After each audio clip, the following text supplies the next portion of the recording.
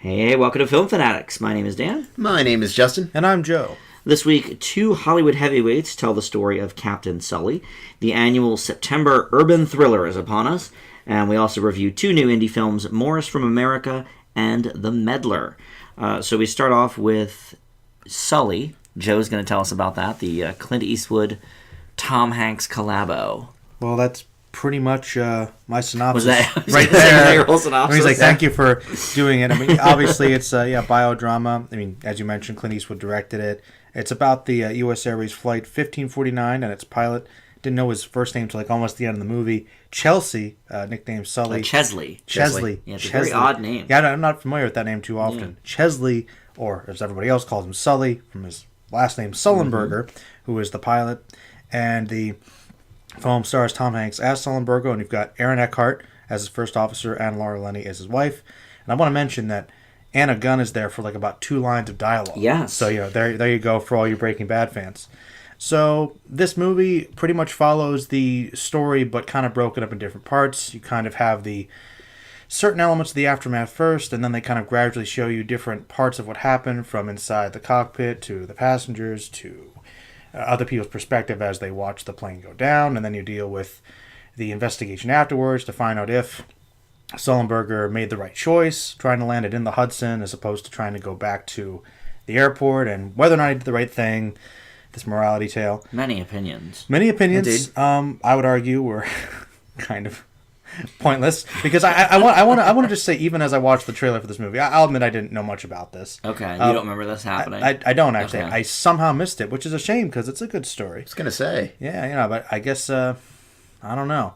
But obviously there's a whole coinciding with another 9/11 anniversary, and then they kind of briefly try to say, New Yorkers bond together. But anyway, as I saw the trailer for the movie, I was kind of thinking, well, no matter how much you try to criticize this guy, or how much of grief you try to give him, which is kind of what the movie's about, from my perspective, I'm like, well, no matter what, he still saved all those people. He still saved literally everyone. So even if he did make the bad call, he still was capable enough to save everybody. I'm sorry, was he supposed to end up getting people killed? Try and railroad him. And even as you go through the movie, if it is based around what happened, you could tell that it's almost half-heartedly like, we want to cover our butts and high insurance. And you can understand the perspective, but literally everyone's calling this guy a hero.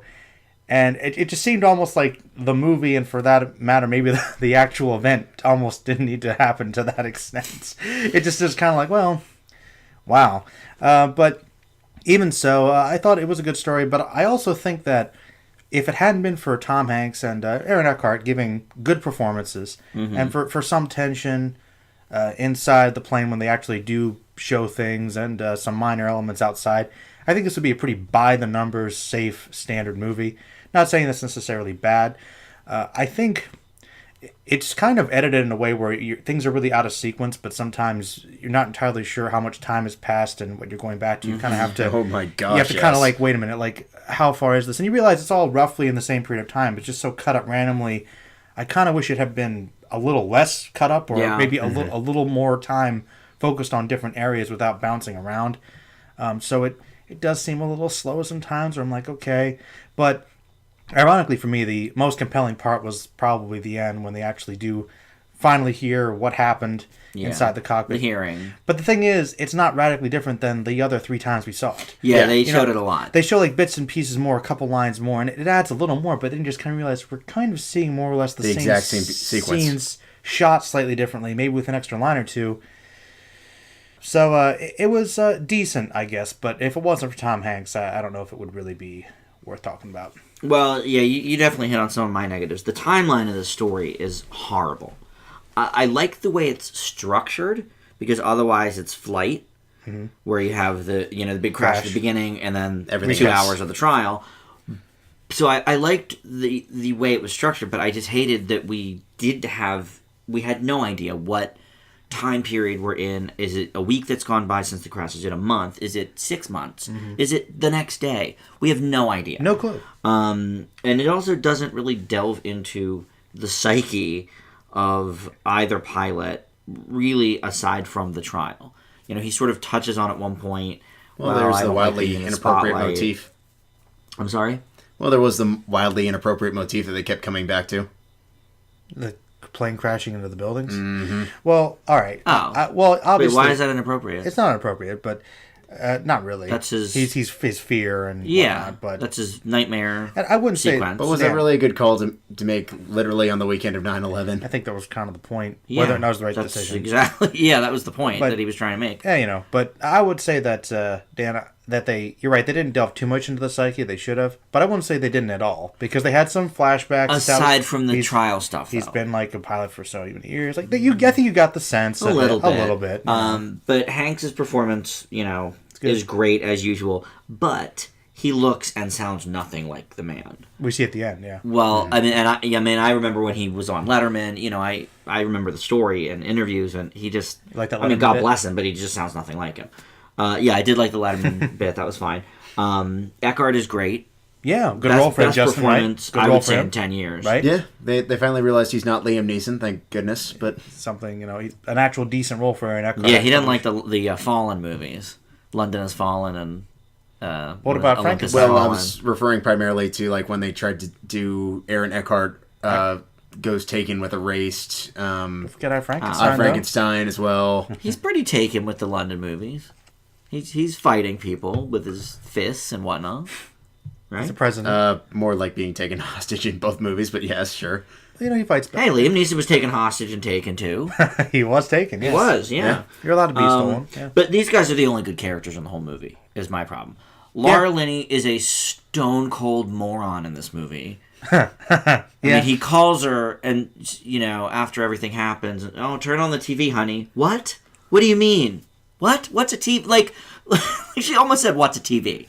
And then she calls him back, later and realizes, oh, my God, honey, I just realized you were on that plane. You could have died, too. And then she starts, You just realized that? I was going to say, really? How dumb are you? And then throughout the whole, trial thing, instead of comforting him, she talks about worrying about their finances, him losing his pension. She's the dumbest. So I hated her character. And then everybody on the board are just these, horrible generic villains. I get it. You're representing the evil. The United Airways or whatever it was.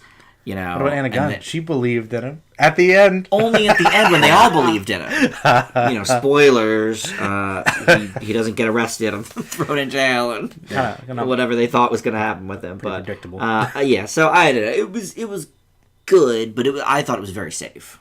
It was pretty safe. Yeah. But Justin doesn't think it was safe because they crashed a lot of buildings. So. Yeah, Justin did not like that part. Very exciting. It kind of falls in that same category as the whole me before you controversy. It's not that what they're trying to say is necessarily bad, it's the way they're saying it that's more problematic. You think there are just too many scenes of planes crashing into It happens 5 times. It and you're like, okay, we get it. Yes, he's haunted by this. Once was enough, probably. 5 is a little extreme. There were 3. There were 3. And did we need all the heavy imagery that went along with it? I'm not so sure. But the first time was effective, I thought, the nightmare. Like the first time I was okay. The following 4, not so much. Really, there were only the 3 times, John. There's a couple dream sequences that are similar, like the exactly. over-the-top newscaster, "Are you a fake, Sully?" But that's not planes crashing into buildings. Well, metaphorically. I gotta say, this is probably the first time since season 1 that I honestly think Hanks gave a really knockout performance.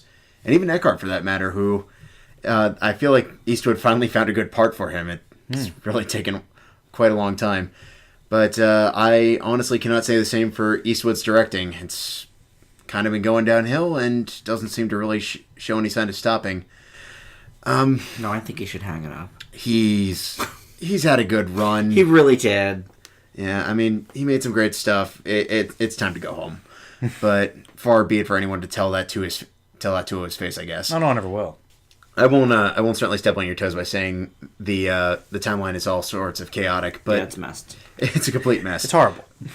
But The Miracle on the Hudson is a good story. But what I kept wondering the entire time watching this is, does this deserve to be a feature film? A short? Absolutely. A feature? I really don't know. Because what I feel like is we had 3 entirely separate movies crammed into one movie. We've got the aftermath and the sort of fighting the inner demons with the whole crash on the Hudson, the Hudson landing, excuse me. We have the trial, and then we have sort of his family life, all trying to be intermeshed into one coherent movie, and it's like they can't really decide which way they want to go with it. I'll admit Hanks does a really great job. Eckhart plays off of him surprisingly well. I hope they get another chance to work together because I could definitely see them doing like some sort of buddy comedy or something like that. But no, I feel like this is a good movie. May or may not get Oscar buzz, but as a whole, I just feel like it's... I just don't think there's that much to it. There really isn't. There is. You know, shot it 3 it's times. great that it happened, and But you know what the man's a great pilot, and that's fine. But you know what would have been a more interesting movie? If there was like an instant where they were stuck in the air for like an hour or something and had to land somewhere else. Yeah. You know, like it's an example of something that is a great thing that happened. It is, you know, it's a good story. Yeah. But is it the most exciting thing ever? Even the trial is so anticlimactic. It's incredibly I anticlimactic. didn't even know anything about it. I knew exactly how it was going to to be go. fair, to play devil's advocate with it, I do like the angle they take with it. Because it does show... It does give you a lot of insight to, like, okay, why did they not take this into consideration? And really makes you think about split-second decisions. But did it need to be a 95-minute movie?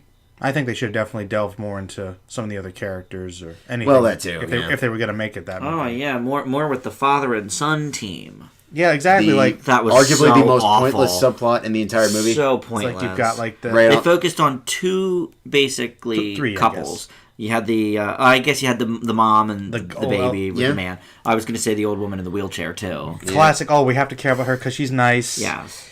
And she's in a wheelchair, but like, how about you give us a scene or two to actually make her a character, Yeah. so we can care about her more. It's like It was stewardesses. the stewardesses were cool, but like, once again, very Give them little. something, Yeah. to Like do. if every like sequence or section of the movie that they focused on with the pilots and the stewardesses and the investigation and the passengers, even if they gave them all a little more time, it would have made it all a little more worthwhile. Yeah. Just instead of saying, "Oh, we care about them because they are separated now." Very underwhelming, I would say. Although with Eastwood's recent output, It's not. it's par for the course. Sorry, yeah, it could be It's worse. actually one of the better ones lately, I thought it was okay. I would say. All right, Joe, what's your grade for Sully? I think give it a B minus. That was I'm- all right. I'm with you. B minus. Same. Okay, well, up next is When the Bough Breaks. Joe fought for us to do this on the did. show, and then he Advocate. didn't see it. Bough So Breaks advocate. Yeah. just me and Justin on this one, and it follows sort of in the footsteps of recent releases. No Good Deed and The Perfect Guy. These African American stalker type films being released in September. In this one, we have Regina Hall and Morris Chestnut as Laura and John Taylor, a professional couple who cannot conceive a child. So with their last embryo, they choose a surrogate from a service named Anna, played by Jazz Sinclair, a newcomer. Soon it becomes evident that Anna has the hots for John and wants Laura out of the picture, while also dealing with a thug boyfriend played by Theo Rossi, who only wants to profit from said baby. God, this is bad. Justin and I went toe-to-toe last year on Perfect Guy. I thought it was fun. He didn't agree, which is partially why I wanted you to be in on this, Joe, because I felt like if the same thing were to happen, you could at least be moderator. I mean, you like a good guilty pleasure. I think you would have enjoyed Perfect Guy. That's usually what happens. But I honestly can't remember the last time a movie played everything in its hand so quickly. I mean, from pretty much like the second scene exactly how this movie's going to play out, and not just how, but the more intricacies of how she's going to fall in love with the dude. You know that the ex-boyfriend is going to go to jail, and then he's going to be threatened, but he's still going to show up. It's like every box is ticked. Was it steamy though? No, the girl has a good body. I'll give her that. All right. Although one thing I thought was funny was, I think she has these like crazy eyes that like She kind of does. She kind of does, and literally in the first scene, Regina Hall's like, they're watching like videos, Joe, of the surrogates, Okay. the potentials, and Regina Hall's like, freeze frame this. I can see the sincerity in her eyes. Just look at her eyes, The John. insanity and in I'm her just eyes. like, oh my god, what eyes are you seeing? Psychotic. Like, she looks like a psycho. I know it's sort of ultimately, everybody's got their preferences and the beholder concept, of course. But I mean, I actually remember, I just watched the trailer though again, and I was like, I think Regina Hall's pretty. I don't know why Chestnut's even going a different direction. Regina Hall's very pretty. Well, so because like, I don't- he doesn't for a while in the film. He tries to like tell her no, but then she gets more crazy and threatens to like kill the baby and steal the baby for profit and all this stuff. Now I don't. The trailer also made me think something else, and I don't know if you guys can clarify this maybe for the listeners too, because I was confused about this. Now that I know it's a surrogate, I didn't know that. Mm-hmm. She's not living with them, is she? Yes. She is. Because they take her from the abusive boyfriend. Well, that's nice of them, I guess. Very nice. In total Hand That Rocks the Cradle format, but all right, okay. Yeah, but the baby isn't there yet. no. Okay. Like Hand That Rocks the Cradle, the actual nanny. Baby, yeah. So, there's a bunch of plot holes. The movie just generally doesn't make any sense. And then the ending, it just, like, ends. Like, literally... No question. I don't want to give spoilers more than we've already said, but, like, literally, at the end, Morris Chestnut just says, like, we'll be all right. Credits roll immediately. Like, it doesn't fade to black. Like, it's just... Like, it's so we're not going to be so all right. bizarre. That's what you're telling. No worries, all these crazy things happen, but don't worry about it. Hey, Omar was in it, though. Oh. Yeah, Michael K. Williams. Yeah, I like Omar. he was the buddy on the force, like trying to dig details. Oh, he's the cop. All right. Yeah. Right. Honestly, he's likely the most passable performance in the entire movie. Oh, wow. Yeah, I mean, Hall and Chestnut aren't their best here. quite, Sinclair is not very good. Oh just my in gosh. general. Jazz Sinclair. Jazz Sinclair, yeah. A.K.A. Black Sinclair. All right, so Justin. Oh, wow. I mean, I'll be honest. There's not too much I can add on this one. I just thought for a second, what if Justin just flipped the script and was like, I thought it was good. Like, I mean, I knew that wasn't going to happen, cool but, if it like, did. it would just blow my mind if it Blow did. his mind for once. Yeah. Just like, hey. No, he You has never to be know. honest. You never I mean, know. if he didn't like it, Would I have liked and no it? one could. No. I wouldn't have, you don't It's think? worse than You no have eyes. indeed. Well, but are my eyes like Jazz's, though? I'd be worried if they were like gases, but Anyway, go on. but no, when you were campaigning for this movie, Joe, I was Sorry, I guess. I was pretty much making the case of why, and both of you were like, well, Morris Chestnut.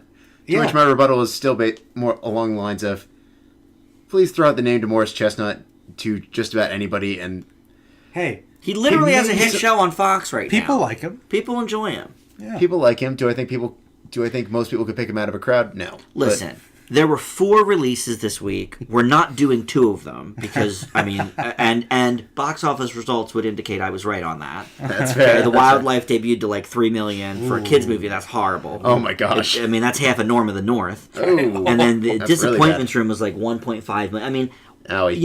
if Yeah. there's 4 movies and we're doing 2 of them, we had to do it. Okay? Some of us did. Yeah. Like, Yeah. Joe didn't have to, I guess, but the people that see everything had to. Yes, but I mean, I saw the trailer and I was like, wow, this is a complete and utter Hand That Rocks the Cradle ripoff. And it is, like, to the very, very T. Obviously, the kid's not born yet, but just about every beat that you could think of there is in there in abundance, just much more, in a much more mediocre fashion. Did you like that movie? Oh, yeah. I think Okay. Hand That Rocks the Cradle is a great movie. But, no, the creme de la creme that I think is one of the worst things about the trailers, they're like, and introducing Jazz Sinclair.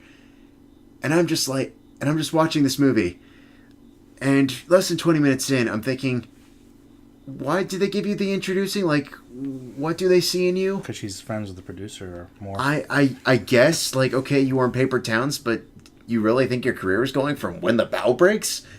Are you serious right now? Maybe for some audiences, maybe. They'll want to see her again because she's got a good name. She does have a good name. Jazz Sinclair. I will say I think it's better edited than The Perfect Guy. I don't want to say it's a good movie because of that, but it's not like doing 50 shots in a 2-minute clip. Pretty much just about everyone hams it up. Michael K. Williams, when they finally decide to bring him in, tries to make it kind of interesting, but we all know where it's going. The finale is completely ridiculous, and then there's kind of, like, up to that point, I was kind of okay with, like, all right, I could see this registering with the target audience, and then comes the ending, where Dan said it perfectly. It just stops with little rhyme or reason in between. It was weird. It was completely weird. It was absolutely bizarre. Like, really? You couldn't think of some way to sort of wrap this up? Well, so even from a guilty perspective, you don't think I would have enjoyed this? No. No, like, No Good Deed had some more guilty pleasure moments. What was that one we watched? You guys didn't bring it up. Oh, God. Is there another one besides Perfect Guy? Temptation? Was it Temptation? It might have been. The one with the sex addict, and then she's cheating on the Yeah, man. that one was pretty entertaining.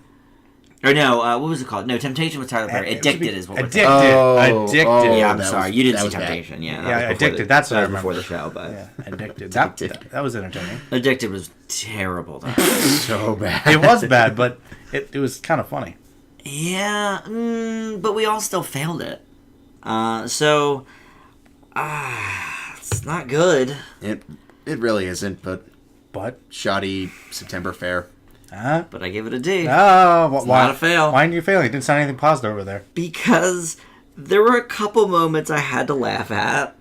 I think that even though it's not Regina Hall and Morris Chestnut's best performances, they do the best with what they have. I like them as performers. The girl, I think, is horrible. Oh, Razzie worthy. But Jazzy worthy. I'll take it. I will happily they take might it. rename it the Jazzies after this. Oh man. So it's a D for me. And you know what? Same. D. Okay, now I have to know. Now I gotta hear 'Cause wait, this. for Justin, that's 2 grades above an F. Now it's blowing. So you. now we do have to know. That does blow mine a little bit. Yeah. I didn't hear anything that sounded like D. Well, worthy. like I said, Michael K. Williams definitely elevates it Okay. A little bit. a little bit. As you said, they're doing mostly passable performances with a beyond bad script. So, I mean, I can't fault them for that. Sinclair's horrid. She's but- not good. Yeah. And like I said, I think the editing is at least coherent this time, in a huge contrast from Perfect Guy, which was a complete editing nightmare. But it's certainly not good, but No, it's not good. It is not those, good, but those elements at least quasi keep it above fail-worthy. But right. we'll see how it goes. Wow. well, Justin, we're going to stick with you and hear about Morris from America. The other, The other Okay. Morris? this is not an urban film; it's an urban foreign film. Kind of. Yeah, ish. Ah. Ish. Marquise Christmas plays the titular Morse, an African-American boy living in Germany with his father Curtis, played by Craig Robinson. With his only refuge being his rap music, he finds himself in line with a rebellious young girl named Katrine, played by Lena Keller, all while developing rapping skills of his own. This is one of those movies that I feel like I would have found later in the game, but I really wish we could have reviewed before Best of Summer, because this was a really pleasant surprise. I did actually have to pay to see this. It's not on Netflix yet, but I really found myself getting into the storyline. I think Christmas as Morse does a really good job. Very very likable, and you certainly feel for him being out of his element. I think the elements of where he sort of in his head and his imagination is sort of running wild in the atmosphere that he's in is going to be kind of love it or hate it with the magical realism. Some points it kind of works, other points it's kind of ridiculous. Personally, I kind of enjoyed it, but I certainly wouldn't fault anyone for loathing in that regards. But really what I like about this movie so much is it goes above and beyond the coming of age story. It's a story about a father and a son. It's a story about it's a cultural study of sorts, and I think the two blend together really, really well. We see how it grows. I think Robinson does a really good job in the dramatic aspect.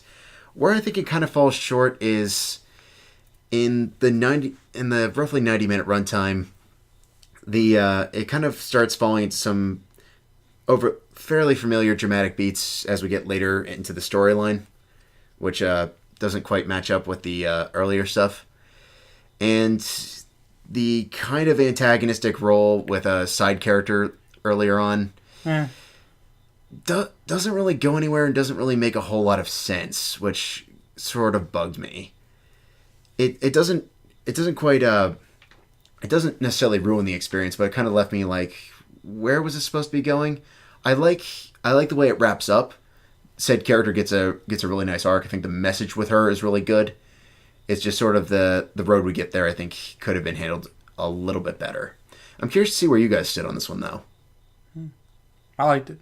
Okay. Yeah. Want to speak more about that? Yeah. I think that, I echo a lot of what you said, Justin. I think that I kind of kept picturing the style of this movie. It kind of reminded me of, like, Dope in Germany. It's kind of very much. Like just the heavy kind of underground hip-hop scene, but of course, you've got the youth and exploring yourself, and also in a different country. So I just kind of feel like I like it when sometimes artistic projects combine different elements of just really separate things, and it just kind of works somehow. Like you've got this strong hip-hop element, but in Germany as a backdrop for the setting. Is just really interesting, and it flows very well, and I think that they do a really good job of kind of capturing what it's like to be a teenager and developing. And I think that the young actor here does a really good job.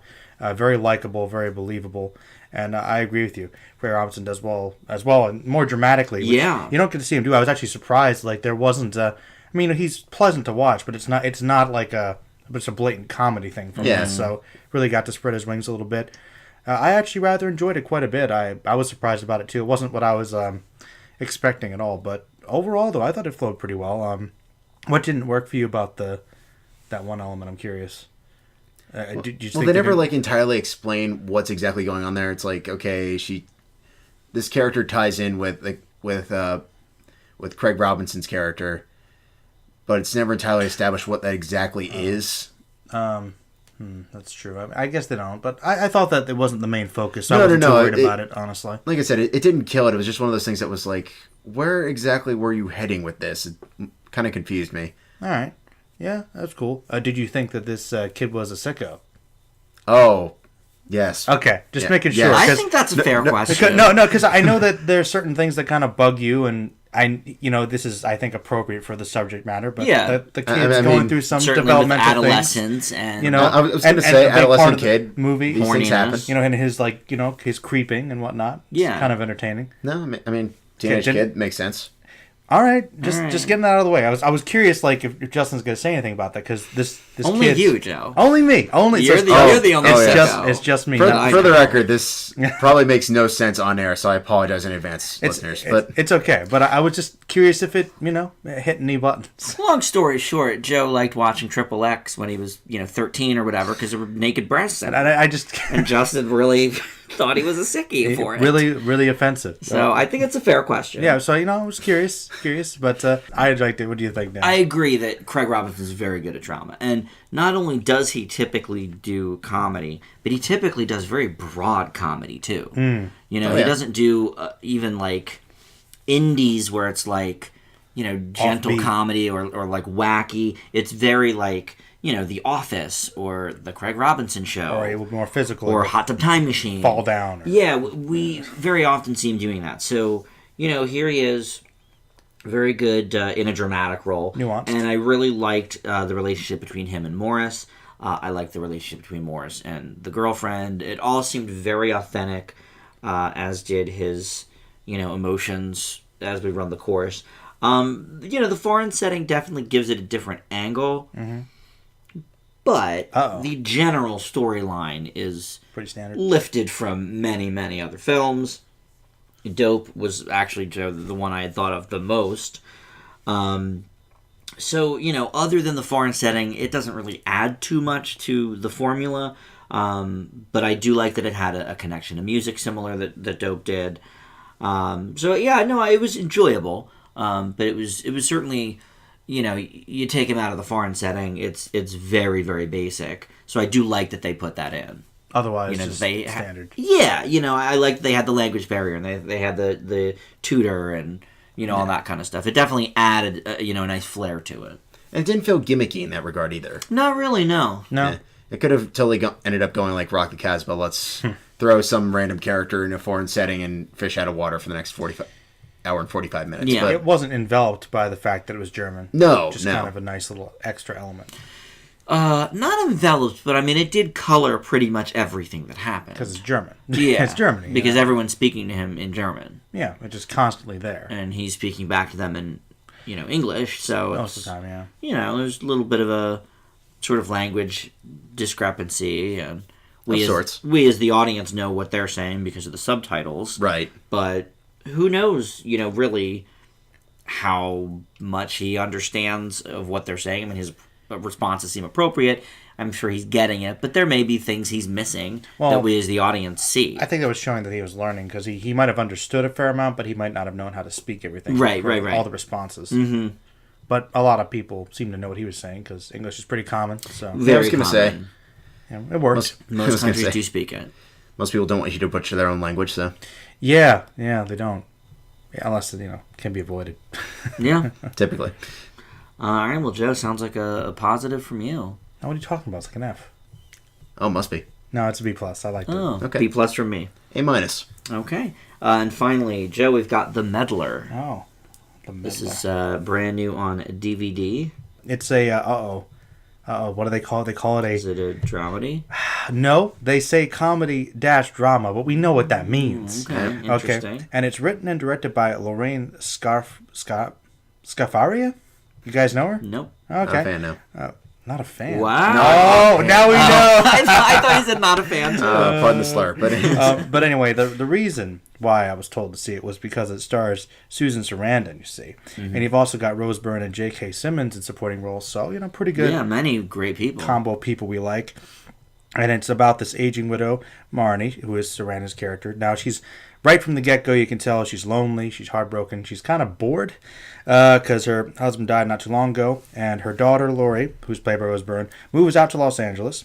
So she follows her along and hopes to kind of restart her life, and, well, as you might expect, kind of meddles. I don't know what you mean, Joe. Please go on. Meddles in her daughter's life and the lives of many of her friends, but only with the intention to help, because she is a very nice, helpful person. Yes. And that's basically the movie.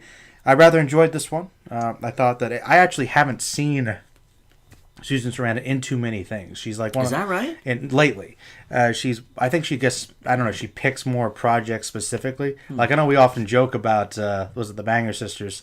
That's like. Well, what a great movie. That's one of the last movies I can remember where she was like headlining in. I guess she was in Tammy. Was she the grandma? She was the grandmother in Tammy. I'm like, so yeah, I haven't seen her. I think this was a better movie for her to be in than something like Tammy. Mm-hmm. Better fit for her character. And I like possibly the fact that she played a very realistic person. You could see somebody in the situation kind of be this way. It just seemed very believable to me, which I liked. Obviously, a little annoying, but well-meaning and kind of likable, despite, and they got some of the same gimmicks that we see all the time, like, I'm old and I've just found out what an iPad is. And I was like, yeah. But Google, not classic. But she's not dumb or anything. The pot scene. No.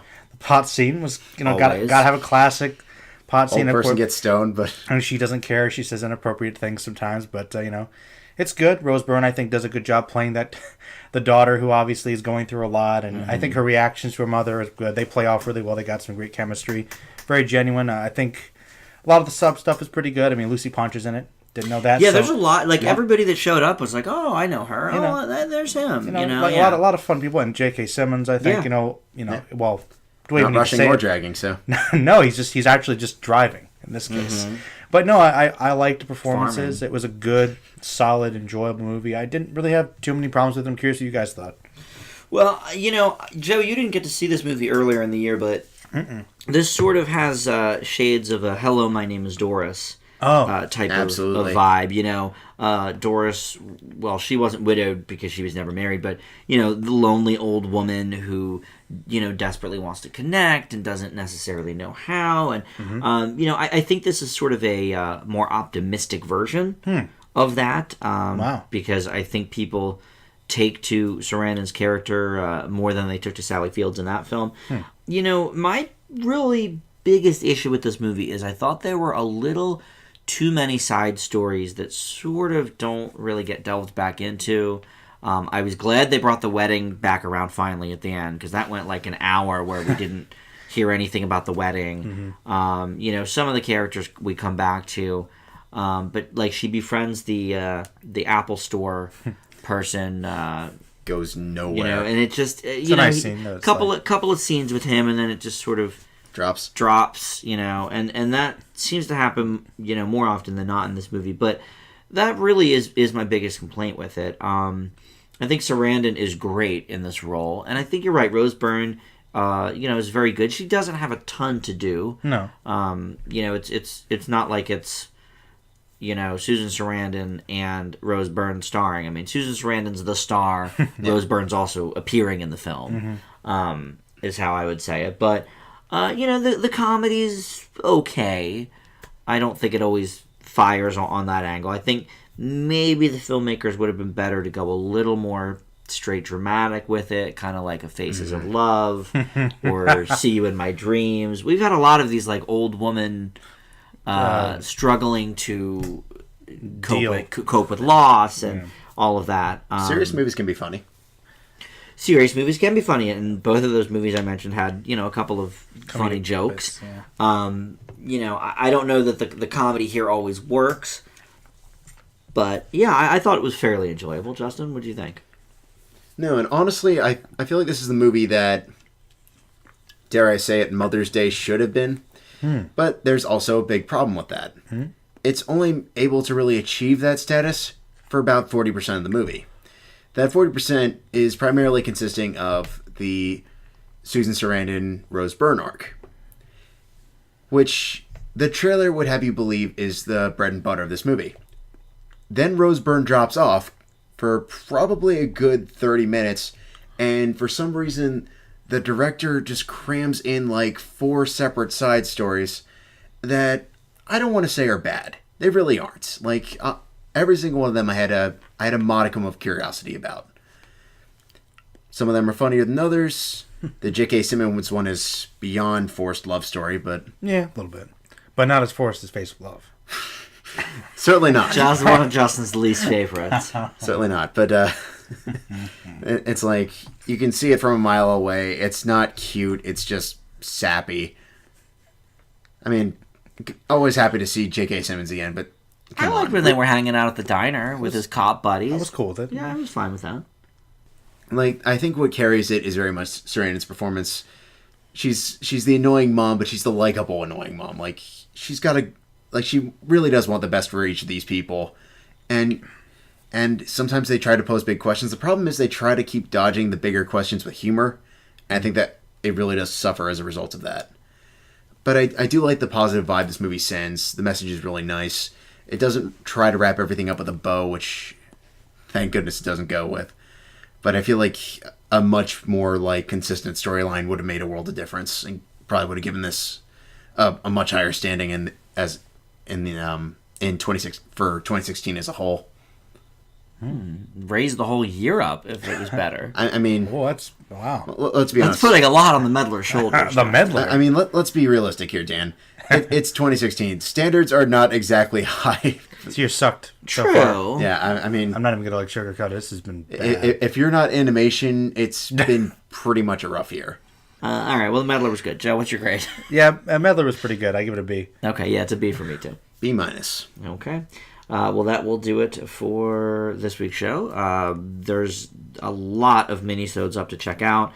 We've got Drunk Film Fanatics for the film shorts, Best of Summer, what was the monthly thing we just did? Oh, we did 80s. Epic movies. Epic movies. Yeah, so lots of things up, and of course the Star Trek reviews. So you can enjoy many things plus our weekly show. And you can check us out on Facebook, Film Fanatics with an exclamation point, and the Twitter feed at Film Fanatics Pod. So we'll see you back here next time. Thanks for listening.